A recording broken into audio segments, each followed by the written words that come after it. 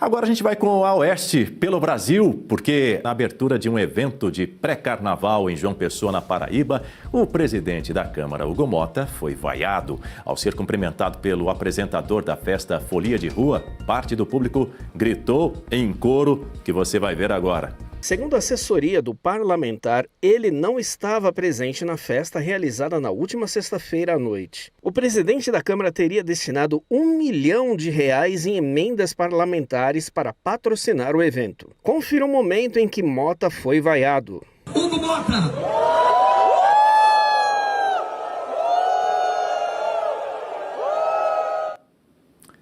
Pois é, Marcelo Rocha Monteiro de volta, porque afinal de contas ele está no Rio de Janeiro, é a terra do carnaval. Como é que você enxerga essa reação dos populares em João Pessoa, na Paraíba, sendo que o presidente da Câmara teria destinado, inclusive, R$1 milhão em emenda parlamentar para patrocinar esse evento, Marcelo? Em primeiro lugar, essa questão de usar dinheiro público para patrocinar eventos carnavalescos, né, é realmente algo que eu acho inconcebível, né? Se a gente vivesse na Suíça, né, na Suécia, na França, na Noruega, né, onde os problemas estão resolvidos, o índice de desenvolvimento humano é altíssimo, todo mundo tem saneamento básico, não existe rua que não tenha esgoto, né? No Brasil, metade da população não tem esgoto. Metade da população não tem saneamento básico. A gente vai usar verba pública para carnaval? Né? Então, a meu ver, isso é uma coisa inconcebível. Né? Aqui no Rio tem uma situação escandalosa, que eu acho que a gente vai falar depois, né, da Acadêmicos de Niterói, mas é muito ruim isso. Agora, essa vaia aí eu realmente não sei a que atribuir, né? Porque o Hugo Motta é da Paraíba, né? Então existe nesses estados do Nordeste, é muito comum que existam clãs, rivais, não é? Então não sei se ele foi vaiado pelas pessoas ligadas ao clã adversário, à família adversária, né? Porque a gente tem muito isso na política do Nordeste, né? Ainda a herança do coronelismo, né? O coronelismo não acabou, né? É interessante a gente observar esse fenômeno, porque quando a esquerda chegou no poder, sobretudo o PT, né? O que o PT fez em vários estados do Nordeste, se não em todos, né? Foi se aliar aos velhos coronéis da política, né? Aquelas velhas famílias que dominam a política em vários estados do Nordeste, Rio Grande do Norte, Paraíba, Sergipe, Ceará, etc. Né? E aí essa aliança do coronelismo com o PT só fez contribuir para manter o Nordeste, infelizmente, como uma região que não consegue superar a pobreza, o atraso, o subdesenvolvimento, a dependência desse assistencialismo, né? De Bolsa Família, pé de meia e coisas parecidas. Não que só exista isso lá, de forma alguma, né? Mas é lá que esse problema é mais acentuado. Né? Então, eu não sei qual a razão para as vaias para o Hugo Motta, eu só diria que no balanço geral ele merece. Bom, a questão é, o dinheiro do pagador de impostos, Marcelo Rocha Monteiro, segue sendo assim, ó, a torneira está aberta, está despejando o dinheiro do pagador de impostos, porque a gente fala agora de João Pessoa, na Paraíba, mas aqui em São Paulo, a Escola de Samba Acadêmicos do Tatuapé vai homenagear o Movimento dos Trabalhadores Rurais Sem Terra, ou seja, o Movimento Invasor de Terras, o MST, no desfile de carnaval programado para o dia 14 de fevereiro, com samba enredo Plantar para Colher e Alimentar. Tem muita terra sem gente e muita gente sem terra. A escolha do tema gerou intenso debate nas redes sociais, com apoiadores elogiando a iniciativa por abordar questões sociais, enquanto críticos contestaram o uso do dinheiro público para um tema politizado. Agora tem mais. A senadora Damares Alves apresentou uma representação à Comissão de Ética da Presidência da República contra o presidente da Embratur, Marcelo Freixo, em razão do patrocínio da estatal ao desfile das escolas de samba do Grupo Especial do Rio de Janeiro. Uma das agremiações beneficiadas, a Acadêmicos de Niterói, levará a Marquês de Sapucaí um enredo em homenagem ao presidente Lula. Na denúncia, a parlamentar sustenta que o repasse de R$ 1 milhão para cada uma das 12 escolas vinculadas à Liga Independente das Escolas de Samba do Rio de Janeiro, totalizando 12 milhões de reais, configuraria uso de recursos públicos para favorecimento político. Segundo Damares, a destinação da verba fere princípios éticos da administração pública ao beneficiar uma manifestação cultural associada à promoção pessoal do chefe do Executivo. E quem já está em clima de carnaval, aproveitando todo esse patrocínio, ela mesma, Janja da Silva. Vamos ver as imagens. Está aí a imagem que você acompanha junto com a gente. Janja participando ali do ensaio da Acadêmicos de Niterói, essa escola que vai homenagear Luiz Inácio Lula da Silva. É uma escola que subiu recentemente para o Grupo Especial e vai desfilar, portanto, aí pela primeira vez na Marquês de Sapucaí com esse enredo em homenagem ao presidente Lula. Trazendo o assunto de novo aqui para São Paulo, durante o carnaval na capital paulista, policiais se fantasiaram de caça-fantasmas para combater furtos em blocos de rua. A ação, que faz parte de uma estratégia iniciada no pré-carnaval com policiais disfarçados, resultou, você acompanha aí nas imagens, em ao menos 4 criminosos presos e na recuperação de mais de 10 celulares. Entre os presos, uma mulher foi detida com 12 aparelhos, atuando como guardiã dos itens furtados. É brincadeira. A Secretaria de Segurança Pública de São Paulo reforça o compromisso com a segurança durante a folia, totalizando 20 prisões de criminosos por policiais disfarçados neste período. E a superlotação do Bloco Skol, que contou com a participação do DJ Calvin Harris na Rua da Consolação, em São Paulo, causou tumulto e fez com que dezenas de foliões passassem mal e precisassem de atendimento. Você vê aí nas imagens, vídeos registram as grades sendo derrubadas, o empurra e muita gente caindo.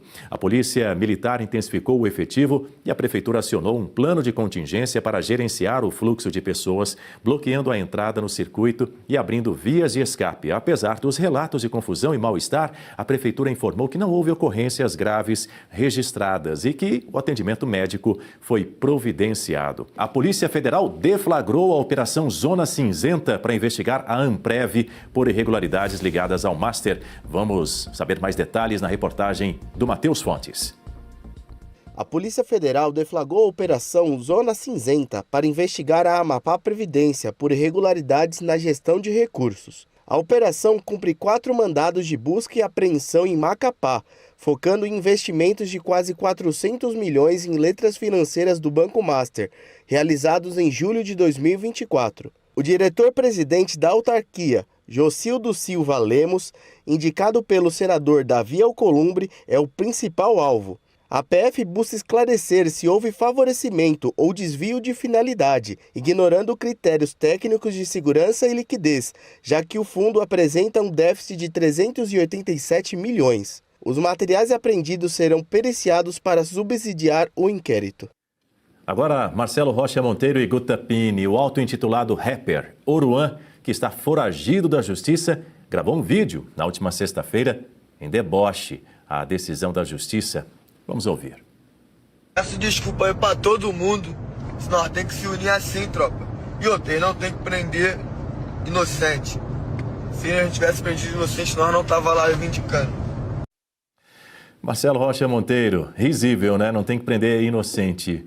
O Oruan é considerado foragido desde o dia 3 de fevereiro, quando o STJ revogou o habeas corpus que o mantinha em liberdade. Isso porque ele estava utilizando uma tornozeleira eletrônica. Em 43 dias, a tornozeleira apitou 28 vezes. Que diferença de tratamento, né? É um sujeito desses, rompe a tornozeleira não sei quantas vezes e ainda assim, só não sei quanto tempo depois é que vai ser revogada a medida, vai ser decretada a prisão, e aí já é muito tarde, né? E aí o sujeito já está foragido, né? Isso é comum, né? Infelizmente, essa é uma situação relativa. É que ele tem um destaque, né? Porque é um sujeito tem uma visibilidade maior, é conhecido aí pelo público, né? Mas é isso, né? Quer dizer, é você, ao mesmo tempo que você mantém um ex-presidente da República que não cometeu crime nenhum, né? Verdade seja dita, numa prisão, você permite que um sujeito notoriamente ligado ao tráfico, né, fique em liberdade. E aí, claro, ele se aproveita dessa liberdade para fugir, né? Não tem nada de novo aí, a não ser essa inversão de valores que vem pautando, infelizmente, o nosso sistema de justiça criminal e que ficou escancarada, eu diria, né? Nesse último ano, nesse ano que passou, com a prisão de uma série de pessoas honradas, sérias, honestas, né? E aí você vê, né, fugindo um pouco aí dessa situação, mas ainda dentro desse tema, você vê Bolsonaro preso, Sérgio Cabral solto, Braga Neto preso, Lula solto e na presidência, General Heleno preso e o senhor Zé Dirceu solto. Enfim, são inúmeros exemplos de homens, de brasileiros dignos, honrados, sérios, né? Estou lembrando aqui do deputado Ramagem, que só não está preso porque fugiu. Em boa hora eu teria feito o mesmo, né? Enquanto aqui no Rio a gente tem que ver nas redes sociais esse desqualificado desse ex-governador Sérgio Cabral, condenado a 400 anos de prisão, dando dicas de final de semana, qual filme que você pode assistir. Se bobear, daqui a pouco vai ser candidato a deputado ou alguma coisa assim, né? É esse país, infelizmente, esse é o país do PT, esse é o país do consórcio PT-STF, em que nós, por enquanto, ainda vivemos. Agora, Guta Pini, a nossa audiência quer ouvir você sobre essa informação. Peço que você divida a tela comigo aqui, ó, para ouvir. Funcionários da Televisão dos Trabalhadores, a TVT, emissora financiada por sindicatos, iniciaram uma greve em São Paulo. A paralisação visa reajuste do vale-refeição e pagamento do benefício nas férias, além de estabilidade de 4 anos para um representante da empresa em causas trabalhistas, garantindo mais transparência e fiscalização. A direção da TVT alega não ter condições de atender a todas as demandas financeiras e considera desnecessária a estabilidade adicional, pois já possui um representante sindical. Os grevistas também denunciam desvio de função e salários abaixo do piso para analistas de redes sociais que atuam como redatores e produtores. A emissora, que já recebeu emendas parlamentares de petistas, afirma ter cessado essa prática para evitar problemas, Guta. Veja, Dani, um sindicato que, em tese, existe para resguardar os direitos dos trabalhadores, não está aí dando conta dos direitos desses trabalhadores. Isso porque os sindicatos, eles defendem esse modelo de trabalho que é insustentável. E eles vivem na prática que é insustentável.